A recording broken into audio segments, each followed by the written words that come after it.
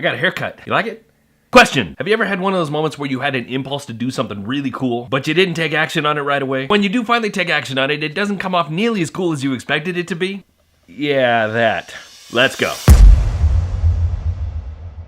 Today I want to talk to you guys about this space between impulse and execution, and how self-awareness is key to everything in that space. The other day I had this brilliant idea of a video I wanted to share with you about how I'm restructuring my content to fit the needs of this new media business of mine. The problem is I didn't execute on that video right away. So when I went to record it, even though the idea was still relatively fresh in my head, the result was a bit lackluster from my original intent. So I killed it. This is a reoccurring theme in my creative life, so much so that you would think I would have learned this lesson already.